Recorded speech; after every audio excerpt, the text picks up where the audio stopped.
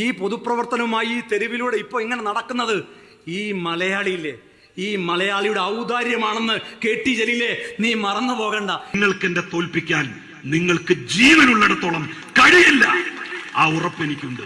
കാരണം ഞാന് അന്യായമായി ഒരു മനുഷ്യന്റെ ഒരവകാശവും ഒരു ചില്ലി പൈസയും കവർന്നെടുത്തിട്ടില്ല എന്നുള്ള ഉറപ്പ് എനിക്കുണ്ട്. 27-ാം വെള്ളിയാഴ്ചയായിട്ട് പാപ്പ പള്ളിയിൽ പോയിട്ടില്ല, ലീഗലായിട്ട് കട്ടിട്ടില്ല. എന്നിട്ടല്ലേ പിന്നെ ഇടതുപക്ഷത്ത് വന്നിട്ട് കക്കുക, അഴിമതി നടത്തുക. ഇതുണ്ടെങ്കിൽ ലീഗലുണ്ടാകുമ്പോ കക്കണ്ടേ, അഴിമതി നടത്തണ്ടേ, ഏതെങ്കിലും ഒരുത്തന്റെ അടുത്ത് 10 റുപ്യ വാങ്ങണ്ടേ?